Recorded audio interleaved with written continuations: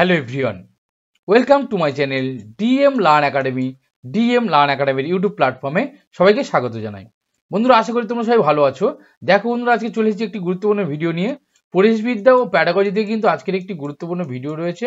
তো বন্ধুরা, আজকের ভিডিওটি খুবই গুরুত্বপূর্ণ হতে চলেছে অবশ্যই করে। তোমরা জানো, এর আগে কিন্তু আমরা আলোচনা করেছি সিটেট 2013 জুলাই যে সকল প্রশ্নগুলো এসেছিল সেই সকল প্রশ্নগুলো নিয়ে কিন্তু আমরা আলোচনা করেছি পার্ট 1 নিয়ে, অর্থাৎ কিছু প্রশ্নগুলো নিয়ে আমরা আলোচনা করেছি। আর এখনো কিন্তু কিছু প্রশ্ন যেগুলো বাকি রয়েছে সেগুলো নিয়ে কিন্তু আজকের আমরা আলোচনা করব। তাই আজকের ভিডিওটি অবশ্যই করে খুবই গুরুত্বপূর্ণ হতে চলেছে। অবশ্যই তোমরা শেষ পর্যন্ত না দেখে কেউ যাবে না, ওকে?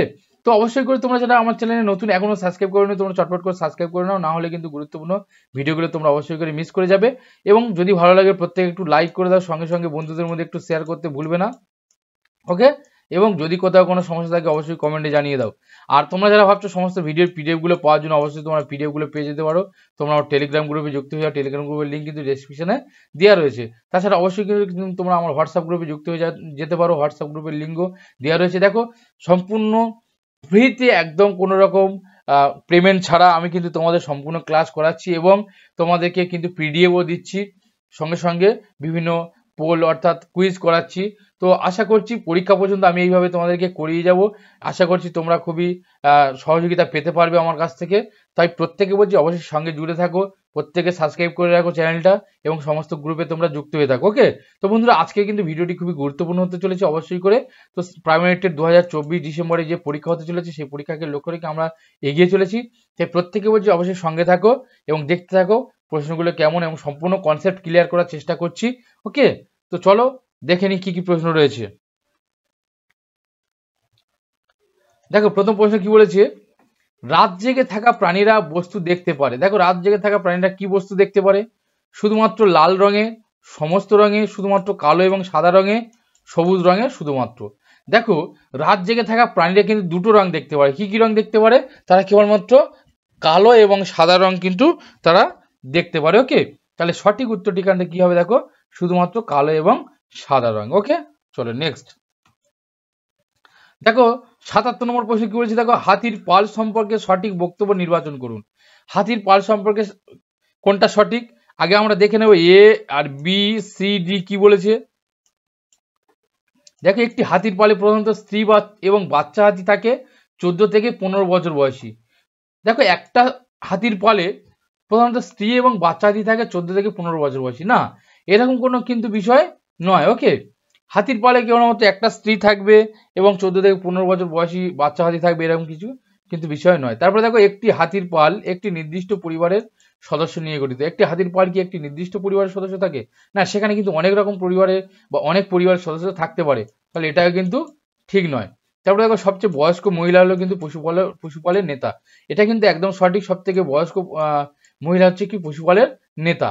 তারপরে দেখো, একটি হাতির পাল যে কোনো থাকতে পারে স্ত্রী হাতি, অর্থাৎ যে কোনো স্ত্রী হাতি থাকতে পারে এবং বাচ্চার সংখ্যা থাকতে পারে, অর্থাৎ যে কটা অনেকগুলি বাচ্চার সংখ্যা থাকতে পারে এবং যে অনেকগুলি স্ত্রী হাতিও থাকতে পারে, তাহলে এটা কিন্তু সঠিক। তাহলে এখানে সঠিক উত্তরটি কি হচ্ছে? দেখো, সি এবং ডিটা, ওকে? তাহলে সঠিক হয়ে যাচ্ছে সি এবং ডি।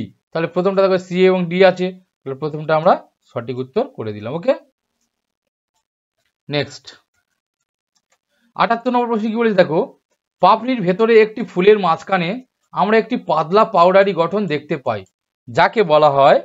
দেখো, পাপড়ির ভেতরে ফুলের একটি মাঝখানে, হ্যাঁ তোমরা দেখেছো পাপড়ির ভেতরে একটা ফুলের মাঝখানে একটা পাউডার হচ্ছে উঁচু মতো একটা অংশ থাকে, ঠিক আছে? যাকে কি বলা হচ্ছে? দেখো, স্টিগমা, অ্যান্ডার, পরাগ না রেডিকেল। দেখো, এই যে পাপড়ির ভেতরে, ওকে, যে একটি মোটা মতো যে অংশটি থাকে সেটা হচ্ছে কি? দেখো, সেটা পরাগ, তাকে কিন্তু পরাগ বলা হয়, ওকে? দেখো, এই পরাগ একটা সূক্ষ্ম মোটা পাউডার যুক্ত একটা কিন্তু অংশ, ওকে? এবং এই যা হচ্ছে কি পুরুষ গ্যামেট তৈরি করে, এটা পুরুষ গ্যামেট তৈরি করে এবং বিভিন্ন প্রজাপতি, মৌমাছি এরা কিন্তু এখান থেকে পরাগ রেণু নিয়ে অন্যান্য ফুলগুলিতে কিন্তু ছড়িয়ে দেয়, ওকে? আর পরাগ অধ্যয়নকে কি বলা হয় জানো? পরাগ অধ্যয়নকে বলা হচ্ছে কি প্যালিনোলজি, ওকে? পরাগ অধ্যয়নকে বলা হচ্ছে কি প্যালিনোলজি, ঠিক আছে? ওকে, চলো নেক্সট। ৭৯ নম্বর প্রশ্ন কি বলেছে? দেখো, আপনি যদি ট্রেনে আহমেদাবাদ অর্থাৎ গুজরাট আহমেদাবাদে যান, তাহলে আহমেদাবাদ রেলওয়ে স্টেশনে আপনি দেখতে পাবেন যে বেশিরভাগ বিক্রেতারা বিক্রি করছে। দেখো বেশিরভাগ বিক্রেতা কি করছে, কি বিক্রি করছে। আহমেদাবাদ গুজরাটে যাচ্ছেন, তাহলে সেখানে স্টেশনে কি দেখতে পাবেন, দেখো পুরি শাক, ঠান্ডা দুধ, এটা ঠান্ডা হবে, ওকে, ঠান্ডা দুধ, চাটনি এবং লেবু ভাতের সাথে ঢোকলা, ছোলা ছাতু এবং লস্যি, ইডলি চাটনি, ভাদা চাটনি। দেখো আহমেদাবাদ গুজরাটে যান, গুজরাটে আহমেদাবাদে যখন যাচ্ছেন তখন রেলওয়ে স্টেশনে কি দেখতে পাবেন আপনি, দেখো এই রেলওয়ে স্টেশনে তো কিন্তু দেখতে পাবেন চাটনির সাথে লেবু ভাতের যে ঢোকলা, তারা হচ্ছে কি চাটনি এবং লেবু ভাতের ঢোকলা তারা কিন্তু বিক্রি করে, ওকে। কারণ এখানে স্থানীয়দের খাবার হচ্ছে কি এই যে ঢোকলাটা এবং লেবু ভাতের একটা মিক্সড করে, এটা কিন্তু সেখানে এই গুজরাটের দিকে বিশেষ করে প্রচলন রয়েছে, ওকে। এবং এই যে দক্ষিণ দিকে যেটা দক্ষিণ ভারতের খাবার কোনটা না, দক্ষিণ ভারতের খাবার হচ্ছে কি, দক্ষিণ ভারতের সাধারণত ইডলি চাটনি এইগুলো কিন্তু দক্ষিণ ভারতের দিকে হয়, হ্যাঁ। আর এই গুজরাটের দিকে কি হচ্ছে, উত্তরের দিকে, সেটা হচ্ছে কি চাটনি লেবু ভাতের ঢোকলা, ওকে। আর দিল্লি অথবা আপনি হচ্ছে যাচ্ছেন হরিয়ানা, পাঞ্জাব, ঠিক আছে, এদিকে কিন্তু ছোলা ভাটুরে, লস্যি এগুলো কিন্তু সেখানে পরিবেশন করা হয়। দিল্লিতে কি পরিবেশন করা হয়, দিল্লিতে কিন্তু ইডলি চাটনি, ইডলি যেগুলো আমরা বলে থাকি সেইগুলো কিন্তু বেশি পরিবেশন করা হয়, ওকে। চলো নেক্সট। তারপরে দেখো পাখিরা তাদের ঘাড় প্রায় নাড়ায়, কারণ দেখো পাখিরা তাদের ঘাড় প্রায় নাড়ায়, কেন নাড়ায়, তাদের কান পালক দিয়ে ঢাকা থাকে, তারা উঠতে পারে, পাখির চোখ স্থির থাকে, দেখো পাখির ছোট চোখ আছে। দেখো আমাদের মানুষদের চোখ এবং পাখিদের চোখের মধ্যে কিন্তু অনেকটা তফাৎ রয়েছে, ওকে। দেখো পাখিদের ঘাড়ের দুধারে দুটো চোখ থাকে এবং সেই চোখগুলো কি অবস্থায় থাকে, স্থির অবস্থায় থাকে, ওকে। যার ফলে কিন্তু তারা ঘোরাতে মানে ঘুরিয়ে দেখতে পারে না, ঠিক আছে। সেক্ষেত্রে তারা কি করে, যে ঘাড়টা নাড়িয়ে কিন্তু এদিক ওদিক যেহেতু সামনের দিকে তারা দেখতে পারে না, তাই ঘাড়টাকে এইভাবে ঘুরিয়ে তারা কিন্তু সামনের দিকে দেখে, ওকে। তো এই জন্য হচ্ছে তারা ঘাড় প্রায় নাড়ায়, ওকে। তাহলে এখানে দেখো পাখির চোখ কিন্তু স্থির থাকে বলে তারা প্রায় ঘাড় নাড়ায়। চলো নেক্সট। দেখো রোগ নির্ণয়ের পর একজন ডাক্তারবাবু রোগীকে বললেন যে তার রক্তে হিমোগ্লোবিন আছে, কম আছে। তাহলে রোগ নির্ণয়ের পর ডাক্তারবাবু রোগীকে বললেন যে হিমোগ্লোবিন কম আছে। আয়রনের ঘাটতি পূরণ করতে নিচের কোনটি খেতে হবে, দেখো আয়রনের ঘাটতি পূরণ করতে নিচের কোনটি খাবেন, আমলা, সবুজ শাক, গুড়, চিনি, আমলা, ভাত, সবুজ শাক, গম, কমলা, গুড়, লেবু, মটর। তাহলে যখন রক্তে হিমোগ্লোবিন অর্থাৎ আয়োডিনের ঘাটতি যখন থাকবে, আয়রনের ঘাটতি যখন থাকবে, তখন তাকে অবশ্যই করে কিন্তু দেখো আমলা, সবুজ শাক এবং গুড় খেতে হবে, ওকে। রক্তে হিমোগ্লোবিনের পরিমাণ যখন কমে যায় তখন আয়রনের হচ্ছে কি ঘাটতি পড়ে যায় রক্তের মধ্যে। দেখো সবুজ শাকের মধ্যে কিন্তু প্রচুর পরিমাণে আয়রন রয়েছে, ওকে। গুড় এবং আমলা এগুলো কিন্তু খুবই আয়রনের ক্ষেত্রে, আয়রনের ঘাটতি পূরণের ক্ষেত্রে কিন্তু খুবই উপকারী। চলো নেক্সট। বলছে ন্যাশনাল ক্যারিকুলাম ফ্রেমওয়ার্ক 2005 দৃঢ়ভাবে সুপারিশ করে যে প্রাথমিক পর্যায়ে ইবিএস শিক্ষা প্রাথমিকভাবে লক্ষ্য করা উচিত। দেখো এনসিএফ 2005 দৃঢ়ভাবে সুপারিশ করে যে প্রাথমিক পর্যায়ে ইবিএস শিক্ষা প্রাথমিকভাবে লক্ষ্য করা উচিত। কোন দিকটা, দেখো স্বাধীনভাবে পরীক্ষা নিরীক্ষা চালানোর দক্ষতা অর্জন, বিষয়ের মৌলিক ধারণাগুলি বোঝার বিকাশ, বিষয়ের মৌলিক নীতিগুলি মুখস্থ করা, শ্রেণীকক্ষের শিক্ষাকে স্কুলের বাইরে জীবনের সাথে সংযুক্ত করা। একদম দেখো তোমরা বুঝতে পারছো, যখন কোনো শিক্ষাকে বাস্তব জীবনের সঙ্গে সম্পর্কিত করার কথা থাকবে কোনো অপশানে, সবসময় মাথায় রাখতে হবে সেটা কিন্তু একটা গুরুত্বপূর্ণ দিক হয়ে দাঁড়াবে, ওকে। তাহলে দেখো শ্রেণীকক্ষে শিক্ষাকে কিন্তু স্কুলের বাইরে জীবনের সাথে সংযুক্ত করতে হবে, এটাই কিন্তু বলেছিলেন, ওকে, যে ন্যাশনাল ক্যারিকুলাম ফ্রেমওয়ার্ক 2005 এইটাই সুপারিশ করেছিলেন যে শ্রেণীকক্ষের শিক্ষাকে স্কুলের বাইরে জীবনের সাথে সংযুক্ত করতে হবে। চলো নেক্সট। বলেছে নিচের কোনটি প্রাথমিক পর্যায়ে ইভিএস পাঠ্যক্রমের প্রয়োজনীয়তার সাথে সামঞ্জস্যপূর্ণ নয়। তাহলে ইভিএস পাঠ্যক্রমের প্রয়োজনীয়তার সাথে সামঞ্জস্যপূর্ণ নয় কোনটি? দেখো, এটি শিক্ষার্থীদের জ্ঞানীয় স্তরের সাথে মানানসই হওয়া উচিত। এটি শিক্ষার্থীদের কাজের জগতে প্রবেশের জন্য জ্ঞান দক্ষতা দিয়ে সজ্জিত করা উচিত। এটি শিক্ষার্থীদের মধ্যে পরিবেশের জন্য উদ্বেগ জাগিয়ে তুলবে। নতুন জ্ঞান তৈরির দিকে পরিচালিত করার পদ্ধতি প্রক্রিয়াগুলি অর্জনে এটি শিক্ষার্থীদের নিযুক্ত করা উচিত। বলেছে কোনটি সামঞ্জস্যপূর্ণ নয়। তাহলে আগে আমাদের দেখতে হবে কোনটি সামঞ্জস্যপূর্ণ। দেখো, এটি শিক্ষার্থীদের জ্ঞানীয় স্তরের সাথে মানানসই হওয়া উচিত। অবশ্যই কিন্তু দেখো, এটি শিক্ষার্থীদের জ্ঞানীয় স্তরের সাথে মানানসই হওয়া উচিত। এবার নতুন জ্ঞান তৈরির দিকে পরিচালিত করা প্রক্রিয়াগুলি অর্জনে এটি শিক্ষার্থীদের নিযুক্ত করা, এটাও কিন্তু একদম সঠিক। এটি শিক্ষার্থীদের মধ্যে পরিবেশের জন্য উদ্বেগ, অবশ্যই কিন্তু পরিবেশের জন্য উদ্বেগ বাড়িয়ে তুলবে। হ্যাঁ, পাঠ্যক্রমের প্রয়োজনীয়তার সাথে সামঞ্জস্য যখন থাকে।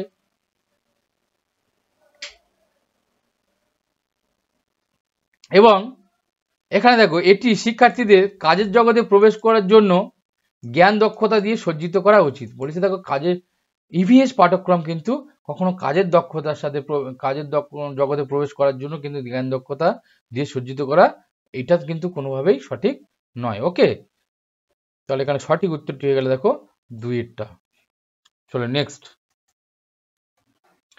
85 নম্বর প্রশ্ন কি বলেছে? নিচের কোনটি একটি ইভিএস পাঠ্যপুস্তকে কবিতা এবং গল্প সহ উদ্দেশ্য নয়? নিচের কোনটি ইভিএস পাঠ্যপুস্তকে কবিতা ও গল্প সহ উদ্দেশ্য নয়? দেখো, শিক্ষার্থীদের মধ্যে কল্পনাপ্রবণ সৃজনশীল ক্ষমতার বিকাশ ঘটানো, বিষয়ের প্রতি আগ্রহ তৈরি করা, রুটিন পরিবর্তন করা, একঘেয়ে বিষয়বস্তু, শিক্ষার্থীদের জন্য মজা ও আনন্দ প্রদান। দেখো, কবিতা এবং গল্প সহ উদ্দেশ্য নয় কোনটি বলেছে? অবশ্যই কবিতা ও গল্প পাঠ করা কেন হয়? কারণ সেই কবিতা এবং গল্পের মধ্যে দিয়ে পড়ালে শিক্ষার্থীরা নিশ্চয়ই বিষয়ের প্রতি আগ্রহ হবে, তাদের কল্পনাপ্রবণ ক্ষমতা বাড়বে, সৃজনশীল ক্ষমতা বাড়বে, এবং কি হবে যে তাদের মধ্যে যে একঘেয়ে ভাবটা রয়েছে তারা কিন্তু সেটা মজার সঙ্গে শিখবে। ওকে, তারা কিন্তু মজার সঙ্গে শিখবে, আনন্দ করে শিখবে। তাহলে দেখো, এখানে কিন্তু এটা কিন্তু সঠিক হয়ে যাচ্ছে। আর বিষয়ের প্রতি আগ্রহ তৈরি করা, এটাও সঠিক। আর সৃজনশীল ও কল্পনাপ্রবণ, এটাও সঠিক। এবার দেখো, রুটিন পরিবর্তন করা হবে, এটা কোনো ব্যাপার নয়। একঘেয়ে বিষয়বস্তু, এটা তো নয়। তাহলে এখানে সঠিক উত্তরটি হয়ে গেল দেখো 3-এটা, অর্থাৎ গল্প সহ উদ্দেশ্য নয় হচ্ছে কি রুটিন পরিবর্তন করা, একঘেয়ে বিষয়বস্তু। চলো নেক্সট। বলেছে ভালো ইভিএস পাঠ্যক্রম সত্য হওয়া উচিত। শিশু জীবনের প্রতি সত্য, বিষয়ের প্রতি সত্য। একটি পাঠ্যক্রমে নিম্নলিখিত বৈশিষ্ট্যগুলির মধ্যে কোনটি উপরের প্রয়োজনীয়তাগুলি পূরণ করে না? দেখো, শিশুর জীবনের প্রতি সত্য আর বিষয়ের প্রতি সত্য, ইভিএস পাঠ্যক্রম। ওকে, এই নিম্নলিখিত বৈশিষ্ট্যগুলির মধ্যে কোনটি উপরের প্রয়োজনীয়তাগুলি পূরণ করে না? এবার বৈশিষ্ট্যগুলি কি? দেখো, এটি শর্তাবলী এবং সংজ্ঞাগুলির উপর আরো জোর দেয়। দেখো, যখন কোনো ইভিএস এর সংজ্ঞার কথা বলবে তখন সেটাকে প্রথমে আমরা এলিমিনেট করে দেবো। ওকে, দেখো, সংজ্ঞার ক্ষেত্রে কিন্তু কোনোভাবেই প্রযোজ্য নয়। ওকে, তাহলে এখানে পূরণ করে না বলেছে। দেখো, একদম প্রথমে যেটা আমাদের বলে দিয়েছে, দেখো পূরণ করে না, তাহলে এটা হচ্ছে কি সংজ্ঞার উপর জোর দেয় যেগুলো, সেটা হচ্ছে পূরণ করে না। তারপর দেখো, এটি ভয় ও কুসংস্কার থেকে স্বাধীনতামূলক প্রচার করে, এটা ঠিক। এটি শিক্ষার্থীকে সামাজিক উদ্যোগ হিসেবে বিষয়টি দেখতে চায়, অবশ্যই ঠিক। শিক্ষাদান শেখার প্রক্রিয়াগুলিকে আরো জোর দেয়, এটাও ঠিক। তাহলে যেটা হচ্ছে প্রয়োজনীয়তা নয়, সেটা হচ্ছে কি সংজ্ঞা যখন থাকবে সেটা কিন্তু প্রয়োজনীয়তা নয়। ওকে, চলো নেক্সট। বলেছে নলিনী 3য় শ্রেণীর ছাত্রদের কাছে প্রাণীর আমাদের বন্ধু বিষয়টা চালু করতে চায়। তাহলে 3য় শ্রেণীর ছাত্রদের কাছে প্রাণী আমাদের বন্ধু বিষয়টাকে কিন্তু চালু করতে চায়। বিষয়টিকে আরো আকর্ষণীয় করে তোলার জন্য সেরা শিক্ষাদানের কৌশল কোনটি? দেখো, প্রাণী আমাদের বন্ধু বিষয়টিকে সে চালু করতে চায়, সেটাকে আকর্ষণীয় করে তুলতে হবে। কিভাবে? দেখো, শিক্ষার্থীদের দেওয়া প্রাণীদের ছবি দেখাতে বলুন পাঠ্যপুস্তকে। হ্যাঁ, অবশ্যই এটা দেখানো যেতে পারে। বিভিন্ন প্রাণীর ছবি দেখার একটি চার্ট তৈরি করুন, ব্যবহার করুন, অবশ্যই চার্ট দেখানো যেতে পারে। ব্ল্যাকবোর্ডে বিভিন্ন প্রাণীর ছবি আঁকুন, এটাও আঁকা যেতে পারে। প্রাণী এবং তাদের উপযোগিতা নিয়ে একটি ভিডিও ফিল্ম দেখান। দেখো, চারটে কিন্তু একদম সঠিক, এইগুলো করা যেতে পারে, কিন্তু বলছে সেরা শিক্ষাদানের কৌশল, সেরা কোনটা? এদের মধ্যে সেরা কোনটা? দেখো, সেরা কোনটা? শিক্ষার্থীদের দেওয়া প্রাণীদের ছবি। তাহলে ছবি দেখে, পাঠ্যপুস্তকের ছবি দেখে পড়ানো, চার্ট দেখানো, ব্ল্যাকবোর্ডে ছবি আঁকা, এবং দেখো প্রাণী ও তাদের উপযোগিতা নিয়ে একটি ভিডিও ফিল্ম। সব থেকে যেটা গুরুত্বপূর্ণ দেখো সেটা হচ্ছে কি, অবশ্যই করে কি, একটা যখন ভিডিও ফিল্ম দেখাবো সেখানে কিন্তু কিছু কথা হবে, কিছু ছবি হবে, তারা দেখবে এবং তারা দেখে কিন্তু সেটা আনন্দের সঙ্গে শিখবে। তাহলে সঠিক উত্তরটি হচ্ছে এই যে প্রাণী ও তাদের উপযোগিতার একটা ভিডিও ফিল্ম দেখে, এই ফিল্মের মাধ্যমে বা ভিডিওর মাধ্যমে কিন্তু অবশ্যই তাদের একটা সব থেকে সেরা শিক্ষাদান গড়ে উঠবে। পরের প্রশ্ন কি বলেছে দেখো, ক্লাস 5-এ এনসিইআরটি ইভিএস পাঠ্যপুস্তকে অন্তর্ভুক্ত এর প্রতিটি অধ্যায়ের শেষে আমরা যা শিখছি বিভাগ দেওয়া রয়েছে। অর্থাৎ দেখো ইভিএস এর এনসিইআরটির ক্লাস 5-এর যে পাঠ্যপুস্তক রয়েছে সেখানে কিন্তু প্রতিটি অধ্যায়ের শেষে আমরা যা শিখেছি সেটা কিন্তু দেওয়া রয়েছে। ছোট ছোট করে একটা করে ঘর দেওয়া থাকে, তোমরা দেখবে যেখানে লেখা থাকে আমরা যা শিখেছি, অর্থাৎ একটা জিস্ট কিন্তু সেখানে ছোট করে দেওয়া হয় যে এর মধ্যে আমরা কি কি শিখলাম। এই বিভাগে অন্তর্ভুক্ত প্রশ্নের উত্তর সঠিক বা ভুল পরিপ্রেক্ষিতে মূল্যায়ন করা উচিত নয় পরামর্শ দেওয়া হয়। কারণ এই শিফট করা হয়েছে, এই মূল্যায়নের সাবজেক্টিভিটি হ্রাস করে, শিশুরা এটা সঠিক উত্তর লিখতে পারে না, এটি মূল্যায়নের সুবিধা বাড়ায়, এটি শিক্ষককে শিশুরা কিভাবে শিখছে তা জানতে সাহায্য করে। দেখো যখন একটা কোনো অধ্যায়ের শেষে আমরা যা শিখেছি এই বিভাগটা দেওয়া হয়েছে, এই বিভাগে অন্তর্ভুক্ত যে সকল প্রশ্নের উত্তর সঠিক বা ভুল পরিপ্রেক্ষিতে মূল্যায়ন করা উচিত নয় পরামর্শ দেওয়া হয়। অর্থাৎ ওটার মাধ্যমে ওরা ভুল কি ঠিক সেটা কিন্তু যে তার মধ্যে দিয়ে মূল্যায়ন করা হবে সেটা কিন্তু নয়। আর এই যে কারণটা এটা শিফট করা হয়েছে কি জন্য না, শিক্ষককে শিশুরা কিভাবে শিখছে সেগুলো যদি জানাতে পারে তাহলে সেটাই কিন্তু সব থেকে সঠিক শিক্ষা হবে।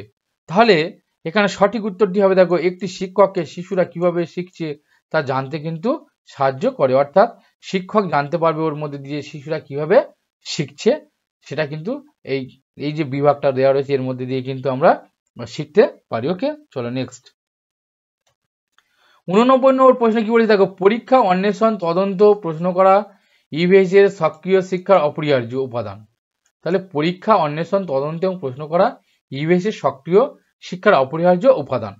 বলেছে একজন শিক্ষক আমাদের খাবার খাওয়া উচিত ধারণার সাথে সম্পর্কিত নিম্নলিখিত কার্যক্রমের ব্যবস্থা করেন। তৃতীয় শ্রেণীর ছাত্রের কাছে প্রাণী আমাদের বন্ধু বিষয়টিকে আরো একটি আকর্ষণীয় উপস্থাপন করার জন্য যে সেরা শিক্ষাদানের কৌশলটি হবে। দেখো প্রাণী তাদের উপযোগিতা, এটা একটু আগে আমরা করলাম, এখানে প্রশ্নটা একটু কোথাও কোনো একটু সমস্যা দেখা যাচ্ছে আমার মনে হচ্ছে। চলো নেক্সট পরের প্রশ্নটা দেখে নিই। 90 নম্বর প্রশ্ন বলেছে দেখো, এয়ার ইজ এর উপর বিষয় শেখানোর সময় সর্বত্র চতুর্থ শ্রেণীর ছাত্রদের কাছে গীতিকা নিম্নলিখিত কার্যক্রম সম্পাদন করার পরিকল্পনা করেছে। নিচের প্রস্তাবিত ক্রিয়াকলাপগুলির মধ্যে কোনটি বা কোন বিষয়টি কার্যকরভাবে শেখানোর জন্য প্রাসঙ্গিক নয়। দেখো প্রাসঙ্গিক নয় বলেছে, তাহলে কোনগুলো প্রাসঙ্গিক আমরা দেখবো। এয়ার ইজ মানে বাতাস হয়, অর্থাৎ এখানেও বাতাস রয়েছে, অন্য জায়গায় বাতাস মানে অর্থাৎ সব জায়গায় যে বাতাস রয়েছে সেই বাতাস সব জায়গায় যেটা রয়েছে সেটা কিন্তু সে শেখানোর সময় চতুর্থ শ্রেণীর ছাত্রদের কাছে গীতিকা বিভিন্ন কার্যক্রম উপস্থাপন করার পরিকল্পনা করেছে।